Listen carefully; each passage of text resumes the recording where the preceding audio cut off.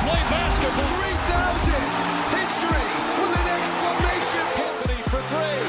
Bang! That one goes down, and the game is tied. Rockies are champions of baseball.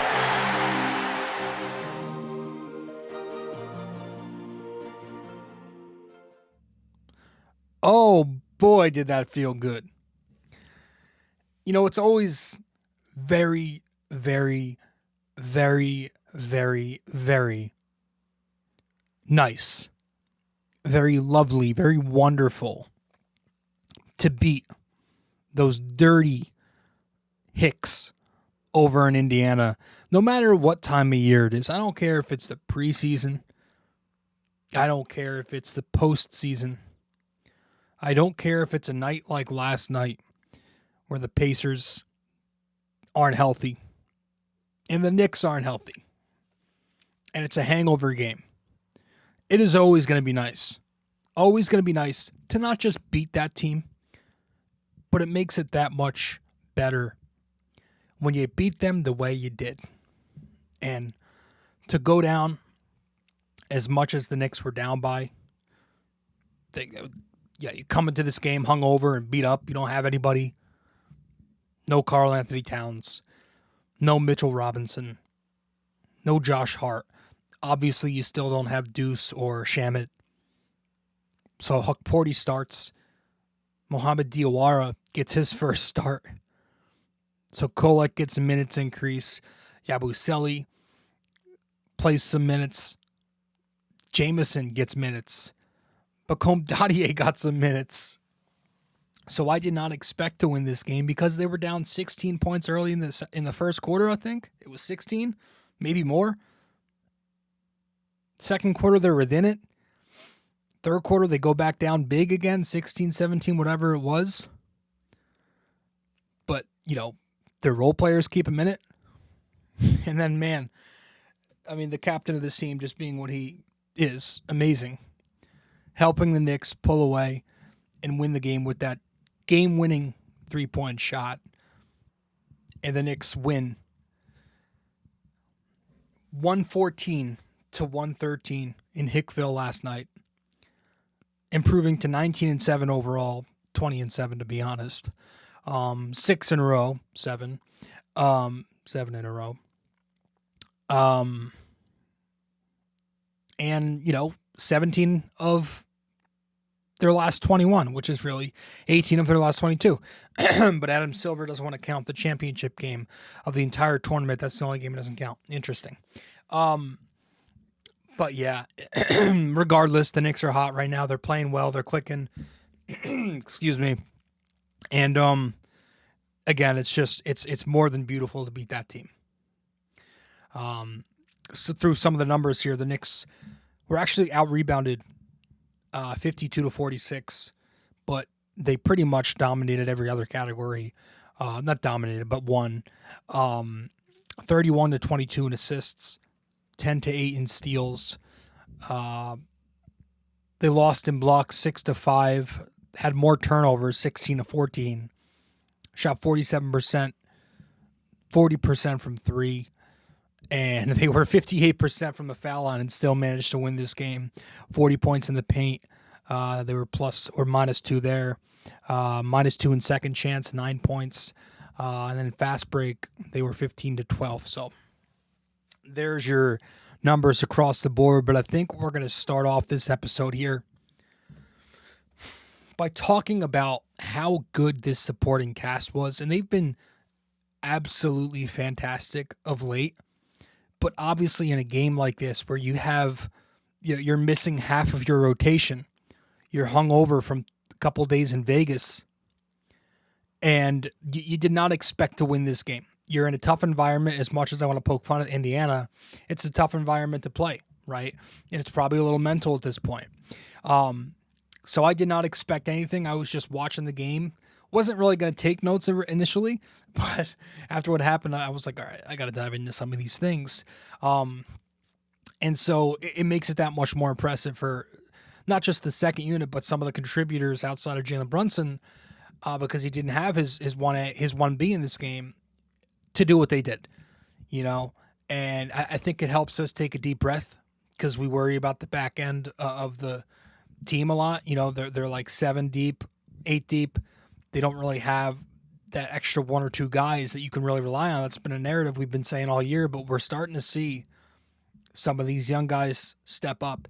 And again, the word I'm going to consistently preach all year is trust, right? Trust.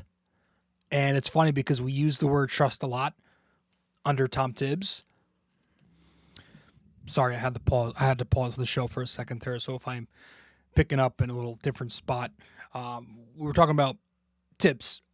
We heard the word trust a lot in the Tibbs regime, but it was in a different reason. It was like Tibbs doesn't trust his young guys. He bases his rotation off of guys who he already trusts. Mike Brown's going to give you an opportunity to earn that trust. And I just love that about him, that he actually empowers his younger players. And by that, I don't just mean being soft and nice to him all the time. Like you saw early in the game, he was pulling some of these guys for a quick minute to just talk to them, give them a teaching lesson, and he put them back on the floor. Like he did that with Mohamed Diawara right away. Takes him off the floor after some bad possessions defensively, puts him back on after he talks to him. Under Tom Thibodeau, he takes him off the floor, and he probably doesn't see the floor the rest of the night. That's the difference right now, man. And, gotta apologize again. I have to keep pausing it because I got something going on the side of me. I'm taking care of some things. But yeah, that is your difference between Mike Brown and Tom Thibodeau. And so I thought it was the second unit last night. And obviously we'll talk about the Tyler Kolek show because he was the star of this game.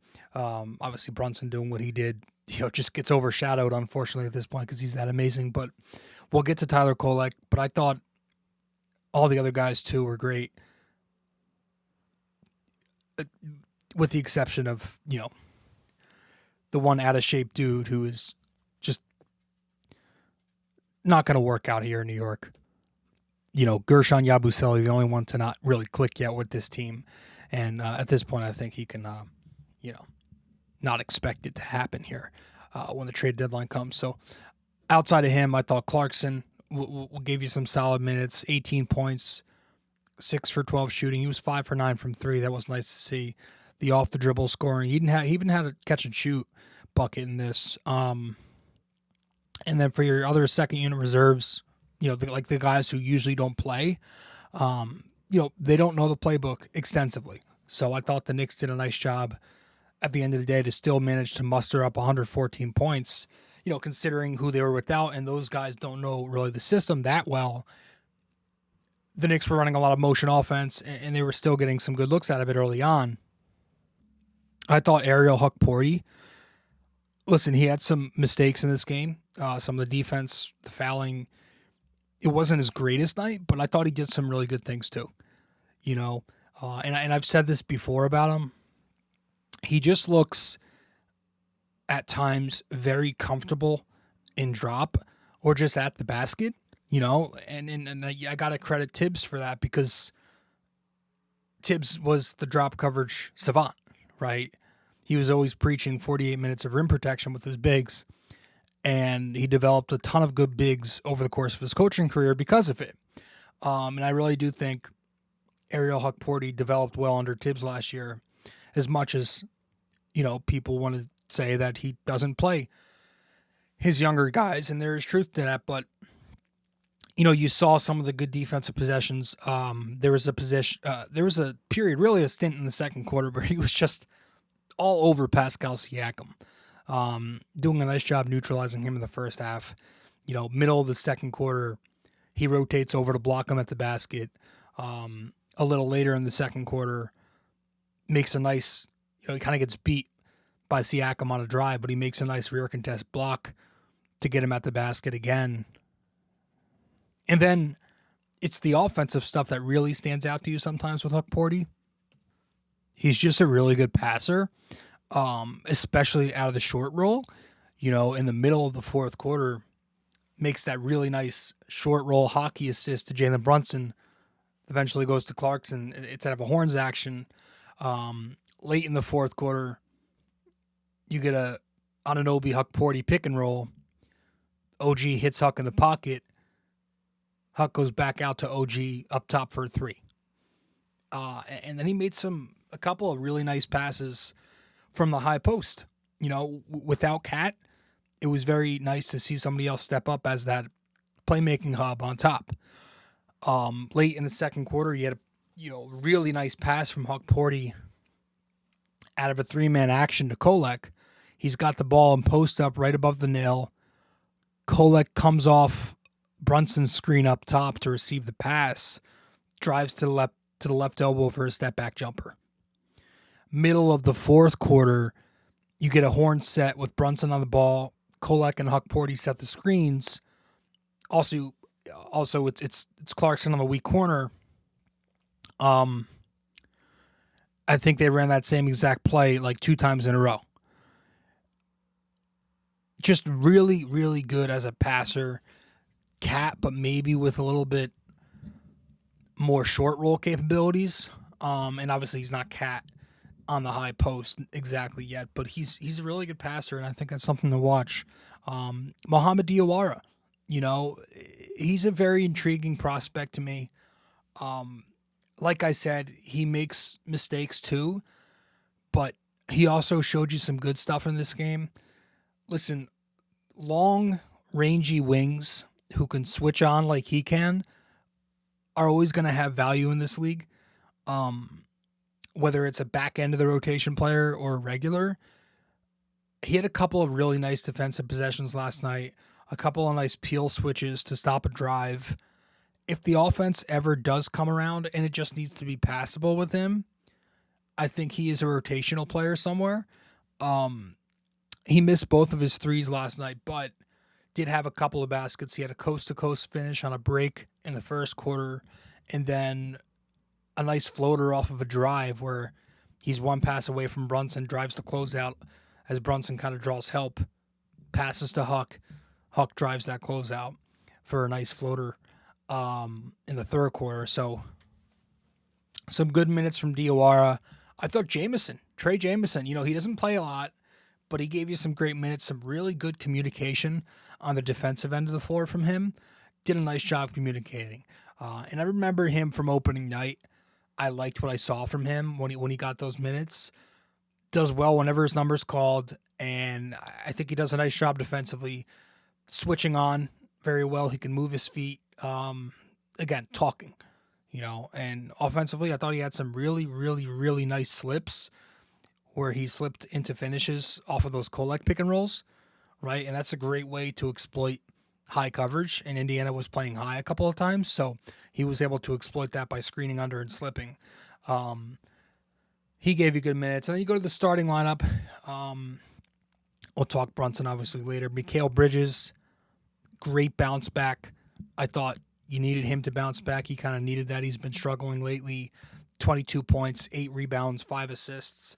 Picked up a blocked shot. He was 9 for 19 and 4 for 9 from 3, just 1 turnover. Kind of a slow start to the game for Mikal Bridges, but an excellent third quarter. Him and Kolek really playing well together. OG Anunoby, quiet game offensively. Obviously knocked down a huge shot, a couple of shots in the fourth, but that really big one, it's late in the fourth period. I think there's less than 2 minutes left. The Knicks are down 3 points. Kolek's got the ball on the left wing. He fires a skip pass to the weak corner. OG knocks it down to tie the game. OG finishes his night after a good fourth quarter with 16 points total, 2 steals, 6 rebounds. So I thought he did play good defense. Third quarter, he steals a ball on Nembhard, reaching over from gap help, and then in the final seconds, right? He did a hell of a job getting you the top, getting by the screen there, and then getting you the top of the action, where the inbound's made to Siakam, but Siakam trips up a little bit. OG steals the ball and just gets to the other end to milk the clock. So I thought his defense was outstanding.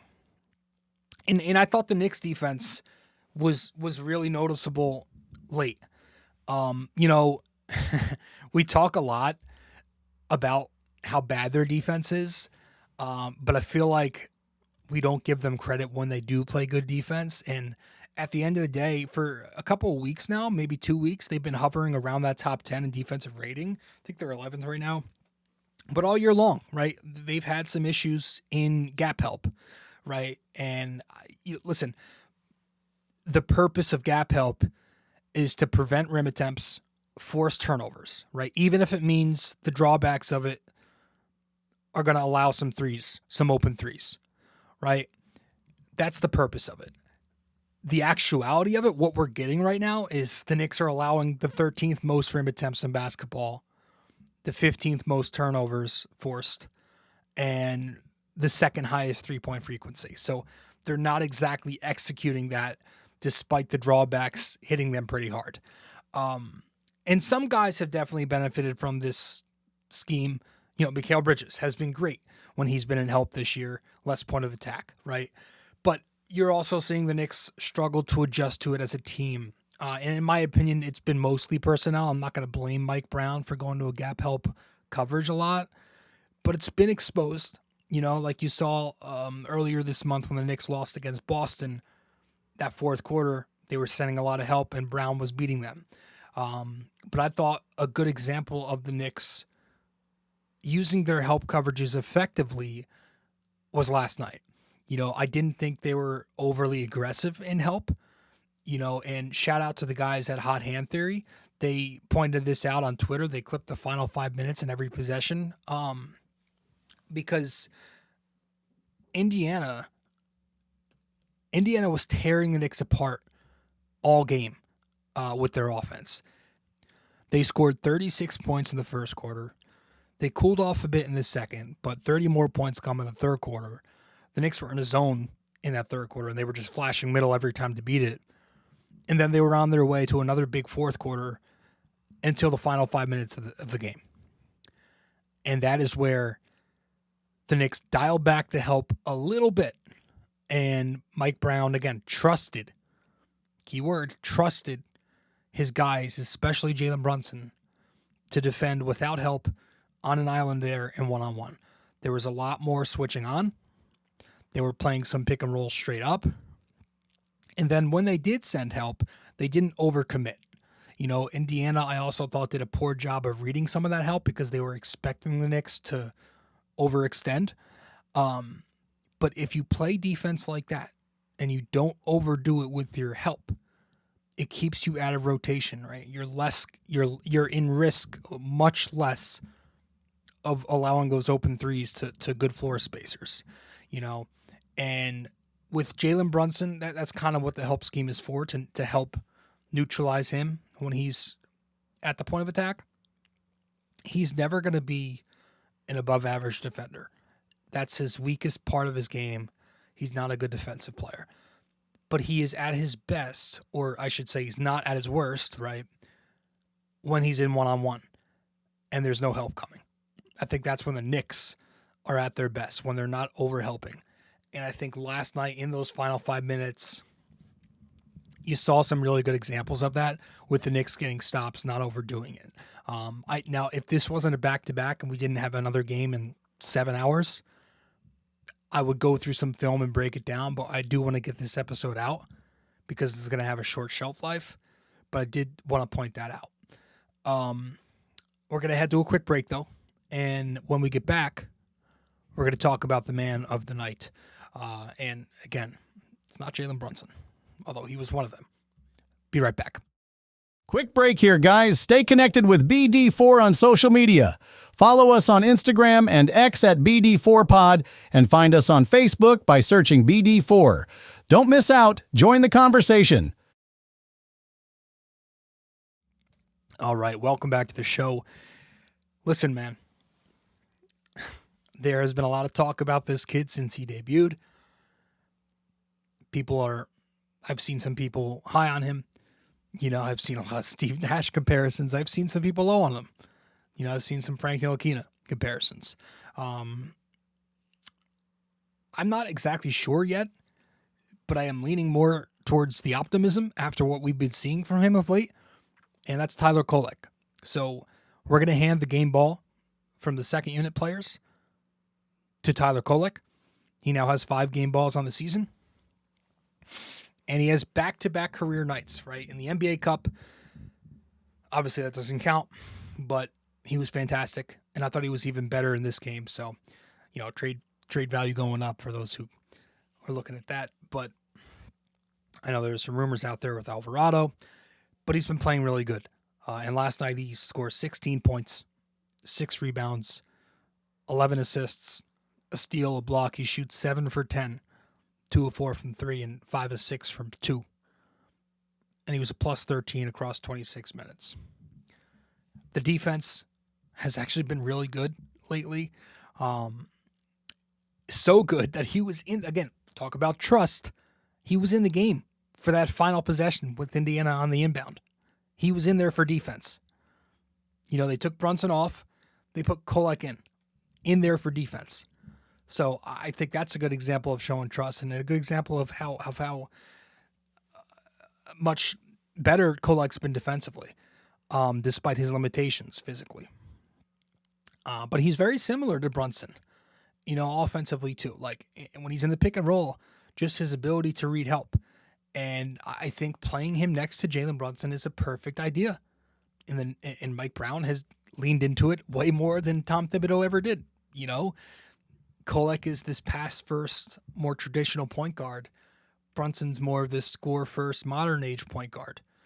And I think that plays off each other. That helps them play off each other nicely.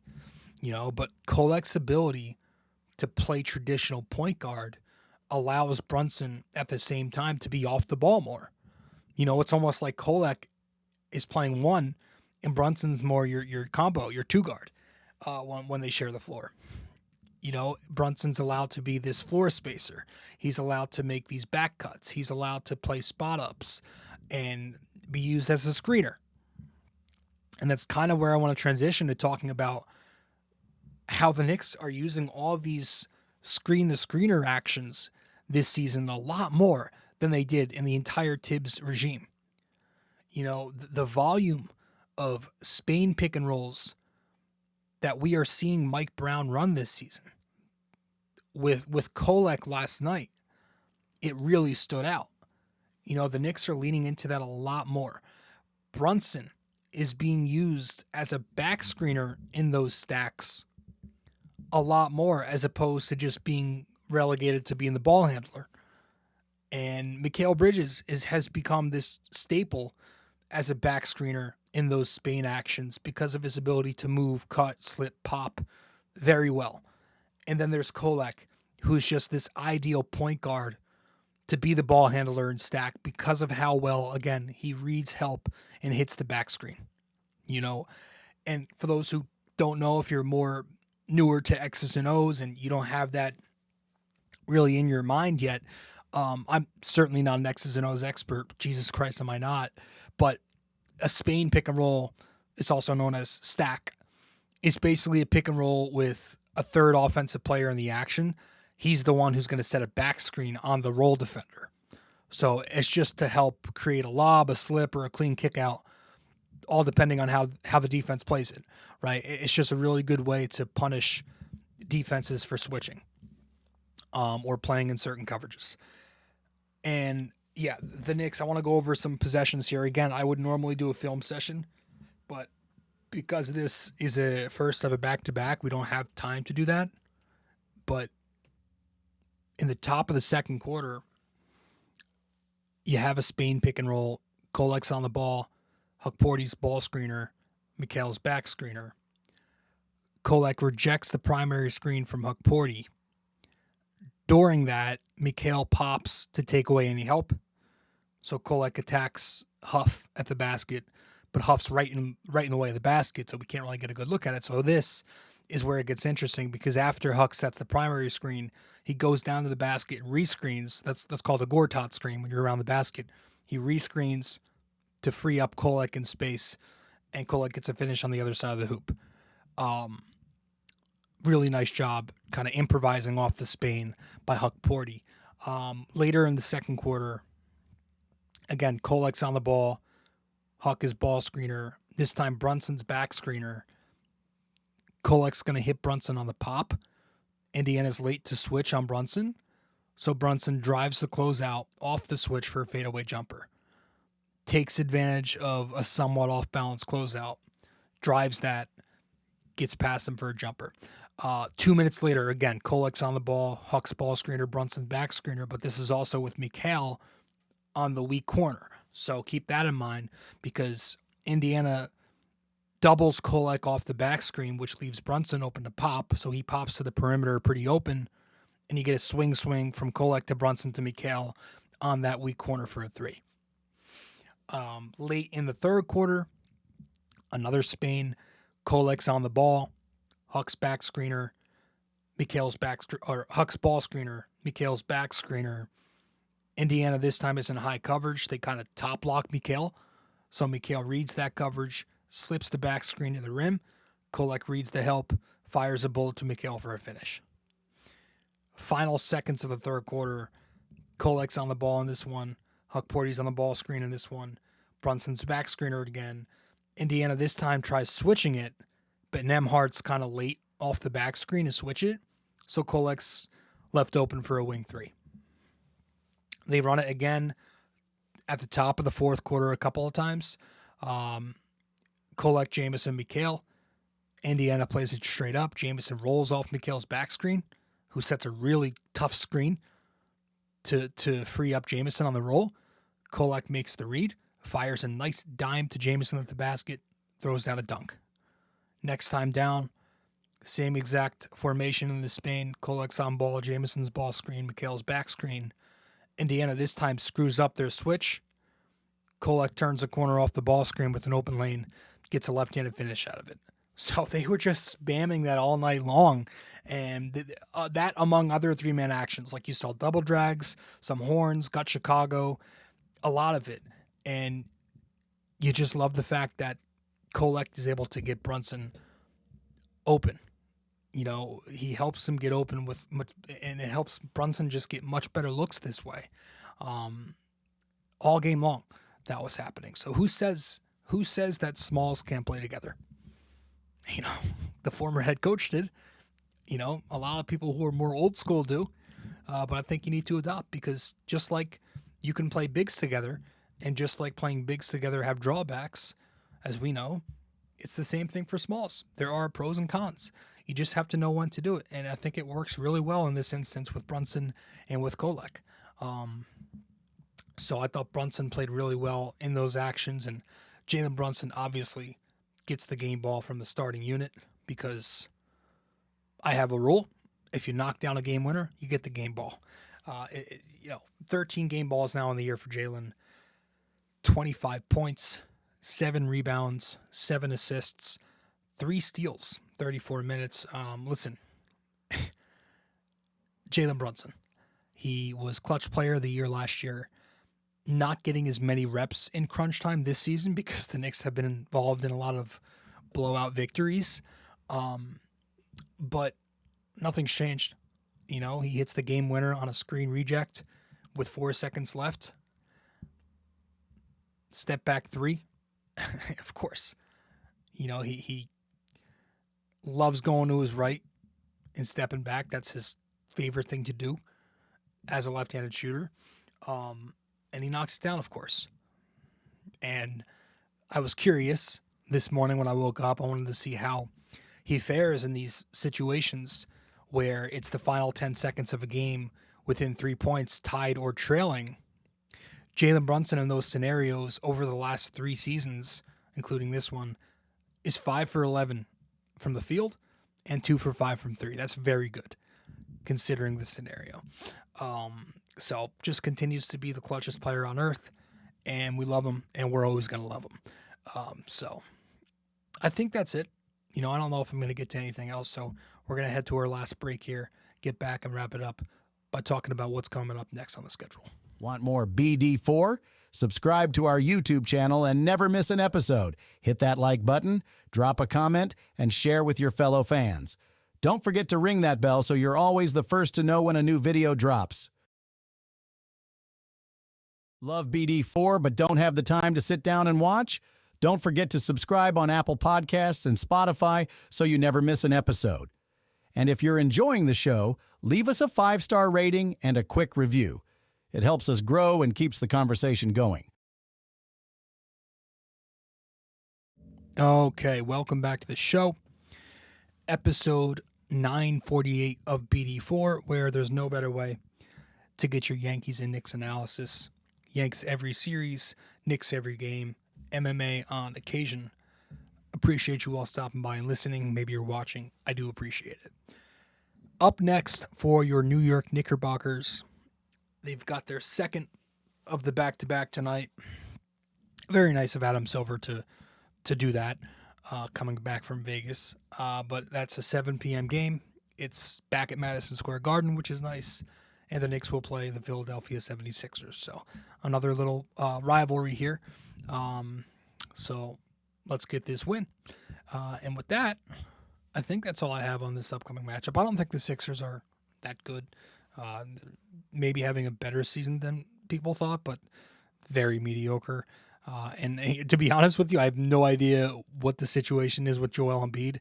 He doesn't play anymore. Is he hurt? Should I know that? I don't know. They're 14-11, so that's good enough for the 5th seed in this conference, but that should be a team the Knicks should beat. We'll see who's healthy, though, tonight. We'll see if it was just a hangover game for, Cat and some of those other guys. Mitch, I would expect to play. It was, the rule that he sits on back-to-backs, but we'll see. And with that said, let's wrap this up with our trivia question of the day here. And that one is, which Knick has the higher points per game playoff average against the Pacers? Carmelo Anthony or Jalen Brunson? All right. Let me know, and I will give you a shout out on the next show. Folks, that's it. I appreciate it. I got to run. I'll talk to you later. Hey guys, thank you for listening to BD4. Be sure to follow us on social media, subscribe to us on YouTube, and give us a 5-star rating on Apple Podcasts. We'll see you next time.